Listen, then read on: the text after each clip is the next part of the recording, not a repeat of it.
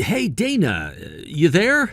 I need to talk to you about the meeting with the wedding planner tomorrow. Uh-oh, that doesn't sound good. I'm really sorry, babe, but the boss just called me into his office, and I'm gonna have to work tomorrow. So yeah, I bet you've already guessed it, but I'm not gonna make it. Oh no. But wasn't tomorrow supposed to be a day off for you?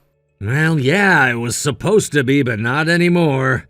I don't know all the details, but there was some kind of trouble pertaining to a deal with one of our larger clients, and that means I'm gonna have to wake up at 4 o'clock in the freaking morning, then drive 3 hours to their head office to do damage control. Good grief, that's gonna be a rough day for you. Yeah, you're telling me. I'm not looking forward to tomorrow. I feel even worse because I know you were really looking forward to that meeting with the wedding planner. Do you think you'd be able to go by yourself? I guess I could go by myself. But tomorrow was the day we were supposed to decide on the final details. I would really prefer it if you could come with me too, Mick. I'm sorry, Dana. I've got an idea. How about I ask them if the meeting can be rescheduled to next week? Let me look at my schedule. Nah, next week's no good for me either. I got a big project deadline coming up on Friday. Now that I'm gonna have to head out of town tomorrow, it's doubtful that I'll finish it up by then. I trust you to make the right decisions about everything. Is it all right if I leave it all to you? Alright, if that's what you want. Oh, I know. I'll invite one of my friends to come along with me. I can be kind of indecisive at times, but you know that. If I didn't have someone with me to push me to make a decision, I'd be there all day. And if all my friends bail out on me, I can always force my mom to come. I really hate to drop all of this on you, Dana. Hey, tell you what, you can go ahead and take whoever goes to the meeting with you out to dinner anywhere you want. My treat. Oh, shoot, that's right. I'm not going to see you until next week. Okay, well, whatever you end up eating, just save the receipt and I'll pay you back for it when I'm back in town. Oh, you don't need to go to that much trouble. I can pay for dinner myself. Plus, in just a few months, our finances are all going to be pooled anyway. So what's the difference between me paying and you? Hey, that's still 2 months away from now. Seriously, I insist. Keep the receipt and I'll give you the money for it when I see you. Are you sure? Well, if you insist. I think I might just be in the mood for some 5-star French cooking.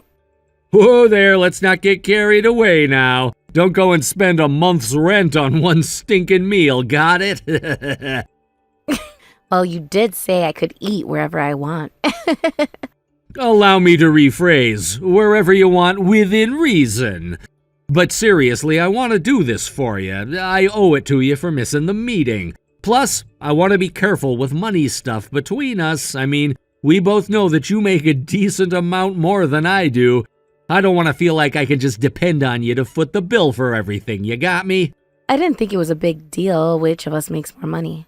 I mean, it kind of is a big deal, though. You wouldn't believe how often I get accused of going after a sugar mama for myself. I'm a guy, after all. Guys have this thing about wanting to be the breadwinner, right? So imagine my position. Here I am wanting to be the man of the house and work my hardest to be able to support you, but then you bring home in 2 weeks what I make in a month. That's a little bit of an exaggeration. Well, yeah, but you get the point, right? As much as I do appreciate how good you are to me, but at the same time, sometimes I feel like, I don't know, like a loser having to rely on my fiance like this. You're not a loser at all, Mick. I do the things I do for you because I want to. Because I love you. I don't care how much you earn. I love you just the way you are. It's really, really nice to hear you say that, Dana. But I don't think I can handle this for too long. I'm gonna work as hard as I can to one day earn more than you do so I can do for you what you've been doing for me. Then, hopefully, we can both retire early and spend our golden years in peace and luxury. You always impress me with what a hard worker you are, Mick. I'll be cheering you on all the way. But I don't think I'm gonna hold back on my career to let you beat me. Oh man, you're gonna move the goalposts on me? But for real, you have been super busy at work lately. We've only seen each other once this past week. Are you sure you're not working too much at that company? It's not always like this. It's only because I was given the lead on 2 new projects simultaneously. So I have to spend basically every waking hour at the office and only come home to sleep for a few hours. It's exhausting. Are you sure you're okay? I don't want you working yourself sick, especially not when we're this close to the wedding. Don't worry, you know me. I'm as healthy as a horse. It's nothing I can't handle. Although lately I've been too busy to eat most days. I've lost about 5 pounds over the last few weeks. Wow, you've lost 5 pounds in a few weeks? I'm jealous. I've been trying to lose weight for 2 months and I haven't lost that much yet. Oh yeah, now that you mention it, you were on a diet or something for the wedding, weren't you? That's right. I only need to lose 10 more pounds to meet my goal. But it's not going as well as I'd hoped. Maybe I'll start going to the gym a few more times a week.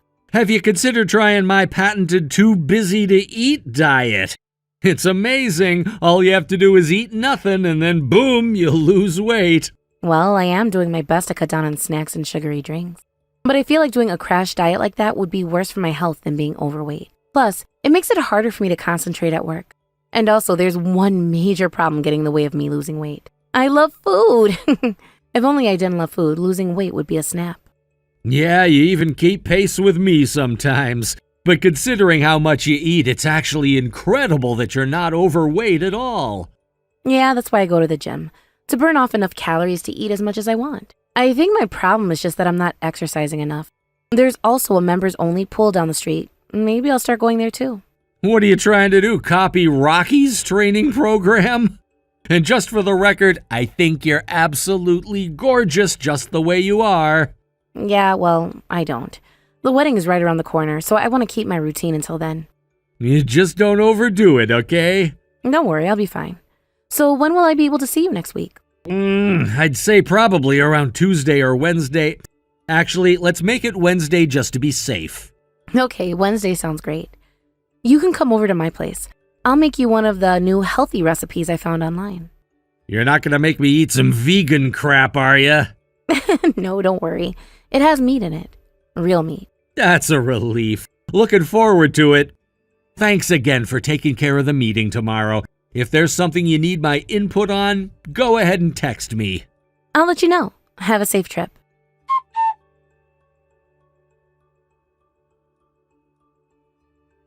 Hey, Mick. This may be a weird question, but did you by any chance come by my house today? Huh? Yeah, that is a really weird question. No, I haven't been there. I'm at work right now. Why do you ask? I just got home a little bit ago, and I don't know. But something seems different. I can't put my finger on it, but it feels like it's not the same way I left it this morning. But if you're saying you didn't stop by, I guess maybe it's just my imagination. Wow, that's kind of spooky when you say it like that. Are you sure it's safe to be inside right now? Yeah, it's fine. I just did a sweep through the whole house and no one else is here. What? You did that on your own? Good grief, Dana, that is a really bad idea. If you think someone broke into your house, you should either call the police or else have someone else there with you. Ah, now that you mention it, I probably should have done that. I'm sorry, I wasn't thinking at all. Well, we can be glad that this time around there wasn't anyone in your house. But the next time this happens, you get right back out and call me or the cops, okay? Even if it turns out there's no one there, it's better safe than sorry. You're absolutely right. I'll be sure to do that if it ever happens again. But I think I might have just been thrown off by how messy my house is. Yeah, you never have been one for keeping your place neat and tidy. It looks like someone broke in and went through all your stuff basically 24/7. What's the matter? Did you lose your motivation to tidy up just because I've been too busy to come over lately? You caught me, guilty as charged. I don't know though, I can't shake the feeling that something's not right. Now, yeah? What makes you say that? My bag is gone. Your bag? You know, the one I keep in the closet? My little sister is going to a wedding and she asked me to lend it to her. But when I went to look for it, I couldn't find it anywhere. Huh. I'll bet you probably just put it somewhere else the last time you used it. Either that or you got rid of it by mistake. I mean, my God, it seems like it's every other day you text me saying you can't find something of yours. You know me way too well. It feels like I've gotten way worse over the last few years, too. What about all the presents I've given you? You haven't lost those, have you? No, I didn't lose them. I keep all of your presents in a very special place. The dumpster. No! How could you? But yeah, I'm planning on coming to your place this weekend. How about we both look for it together? Nah, my sister needs it by tomorrow. I'm just gonna have to give her something else to use instead. Okay. Well, in any case, I'm glad that no one actually broke into your house. I'm not relieved just yet. It still seems really, really weird to me. I mean, sure, I do lose a lot of stuff, but there's no way I would misplace that bag. It was a really expensive bag from a high-end brand. And it had a lot of emotional value to me, so I always put it away in the same spot on my shelf when I'm done using it. It's gotta be around there somewhere. You just need to look in the right place. I'm moving in with you after the wedding, so how about we take a whole weekend to completely clean the place up? I'm sure we'll find it if we do that. Yeah, maybe you're right. Hey, Mick, is there any way you could come over tonight? I still got a ton of work to do before I leave today, so I doubt it.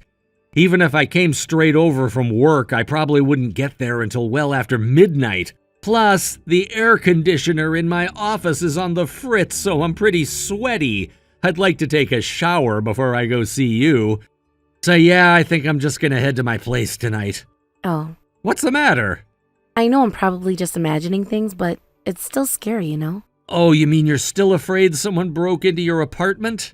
It's not that I'm afraid, it's just weird. I would feel better if someone were here with me. You don't have a thing to worry about, Dana. Your neighborhood is super safe and there are security cameras all over the place, right? I don't think anyone would be stupid enough to break into your house. Plus, the only thing that's missing is your bag. If it was actually a thief, you have way more valuable stuff than that. Like, you think they would skip over your computer, jewelry, cash, and that stuff, but take some bag in your closet? Yeah, you're right. I'm just a little on edge. I should take a warm shower and relax. I'm sorry for bothering you at work, Mick. Don't be sorry at all. It's gotta be scary to be a woman living alone these days. Don't hesitate to call me whenever something feels off, okay? You can trust me. I'll pick up the phone any time of day. Thanks, Mick. Oh yeah, one more thing. When I come over this weekend, would you mind taking a look at the speech I wrote for the wedding? I did my best to put something together that sounds good, but I'm not very confident. You're way better than me with words. I'd feel better if you looked it over for me. Sure thing. Okay, I'll let you know. Be safe on your way home.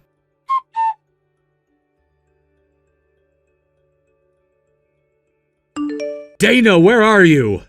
Please, I'm begging you, call me, text me, anything. What's up, Mick? What's up? You know what's up. The wedding is about to start, but you're not here. Not only that, your parents aren't here, your friends aren't here, no one on your side of the aisle is here. What's going on? When are you gonna get here? I'm never going to get there. What? I'm not coming. I'm not going to marry you anymore. You're not gonna marry me? I don't understand. Why are you doing this, and today of all days? It's simple. I decided that I don't want to marry you. That's all. But don't worry, you can still have a wedding without me. My replacement should be arriving at the chapel shortly. Your replacement? Dana, what the hell has gotten into you? You're calling off the wedding and our engagement on the morning of the wedding? The guests are all already here. Do you know how far my parents had to travel to get here today? And you owe me a better explanation than you just don't want to anymore. We can talk about all of that later, though. Hurry up and get over here now. I will not allow you to humiliate me like this. What are you getting so angry about? I told you my replacement will be there soon. You can get married to them. I'm not coming. You're not making any sense. Why would I marry your replacement, whoever the hell that is? Enough joking around. I'm not joking. I'm being totally serious. I don't believe this. So you're really not coming, and this replacement is actually on the way? Yep.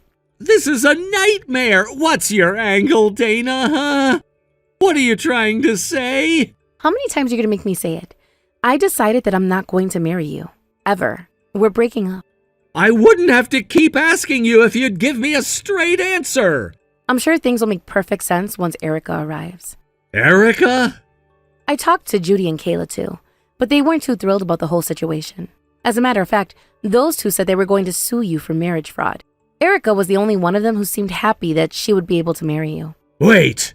I bet you're wondering how I knew the names of all three of your mistresses.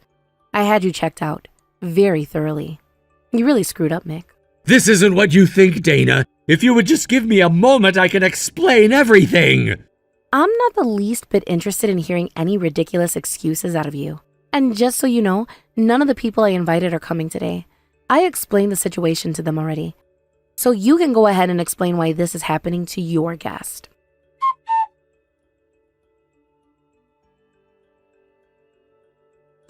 Dana, please, just give me a minute to explain. I swear this will be the last thing I ever ask of you. I'm gonna hold you to that promise. Finally! I've been trying to get a hold of you ever since the wedding. Start talking. Okay, I will. I'm really sorry for what I put you through, but it's all a misunderstanding. Oh? Exactly what am I misunderstanding? I was never serious about Erica, Judy, or Kayla. I am so sorry for cheating on you. I was about to get married, you know? I wanted to have one last hurrah. You've been texting and calling me nonstop for 3 days to tell me that. You have got to be kidding me. I don't know what any of them told you, but don't believe anything. They're all just telling you a pack of lies to make you hate me. I have to say, Mick, I find your mistress's stories much more convincing than yours. It becomes even more real when I think that I could easily be in their position right now if circumstances were slightly different. That's not true. You were the only one I ever truly loved. I never cared one bit about any of them. What I find the most intriguing is that you've been seeing all of us for just about the exact same amount of time. It was merely coincidental that you stood to gain the most by marrying me. I'm telling you, it's not like that. I love you, Dana. That's odd. Usually people don't break into their loved ones' houses to steal their things. Huh? You remember a month ago when I thought someone broke into my house? Yeah? Ever since that day, I started placing security cameras inside my house. Sure, all I lost was that one bag, but it was still concerning to me. Then, a few days later, I checked them. And what do you suppose I found? I don't know. I found you, rummaging through the things in my bedroom. This time, you took a scarf and a belt, both from the same brand as the bag you stole. What makes you so sure it was me? Might be a guy with a similar height and build. I'm a pretty average-sized guy, after all. Give it up, Mick. You're not fooling anyone with these lies.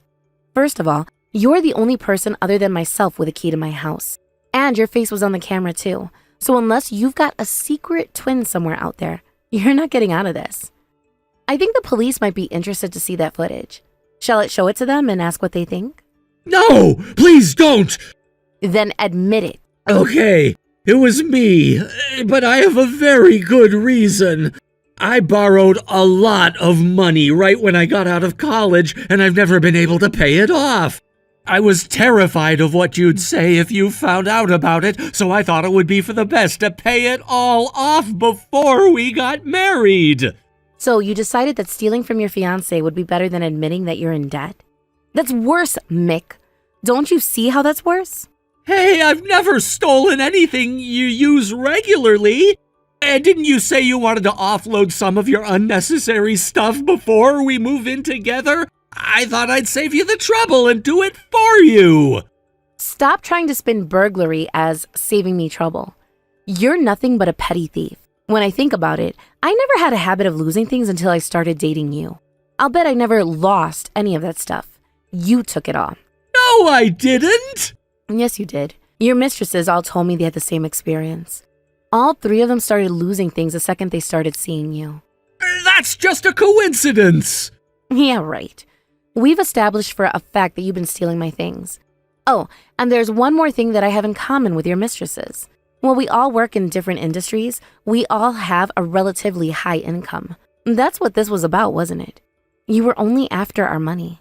What's wrong with liking wealthy women? Women like wealthy men too, don't they? I'm not knocking having income standards for your romantic partner, but you were never in it for the romance at all. It was just about the money. And what about Erica? She bought you a car because she was sure she was going to marry you. She's completely out of her mind. She's way older than you, Judy, and Kayla. I was never all that interested in her in the first place. I mean, she's the reason I haven't been able to see you much lately. She goes crazy if I don't see her every few days or so. Yeah, I know. I told you I've done a very thorough investigation of you. Out of all of your mistresses, you saw Erica the most. Plus, the private detective I hired said he could hear your arguments from across the street. I know it's hard to believe, but you were always the one I really loved. I wanted to be with you and only you. I was gonna cut things off with all of them after the wedding. You should have cut them off when we started dating, before you proposed at the very least. The only reason you didn't is because you wanted to milk them out of everything that you could. And to think you were always talking big about how you were gonna grind your way up the corporate ladder. I don't know how you can stand to even talk to me anymore. If I were in your position, I'd be so humiliated that I'd change my name and leave the state. Please, Dana, forgive me. Don't break up with me. I can't live without you. I will never hurt you like this ever again, I swear. Do you even understand how much you've hurt me? I really don't think you get it. The man who I was planning to marry was lying to me and stealing from me. I would have preferred it if you stuck to just having an affair. That would have been easier to forgive. I'll give you back every cent of the money I got from selling your stuff. Would you forgive me then? It's not about the money. As far as I can tell, you've only stolen a couple $1,000s worth of my stuff. I can make that back in no time. But no matter how much time passes, you will never be able to pay me back for the damage you did to my heart. I'm going to the police and providing your mistresses with as much information as I can to help them when they sue you. Don't do this to me, please. I'll devote the entire rest of my life to you. I don't have any room in my life for a fraudster like you. I'd much prefer you spend the rest of your life in a jail cell.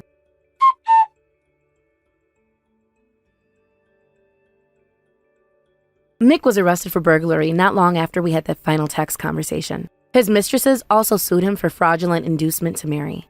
With the information we all shared with each other, I'm sure they'll have no trouble securing a court victory. Mick's troubles don't end there, though. He is also on the hook for paying the cancellation fees for the wedding. Judy, Kayla, and I don't want anything to do with Mick ever again. Erica, however, is another story. She's absolutely nuts about him. And honestly, she's absolutely nuts in general. I wouldn't be surprised if she keeps going after Mick thinking he really wants to marry her. But that's not my problem anymore. Mick can deal with her himself.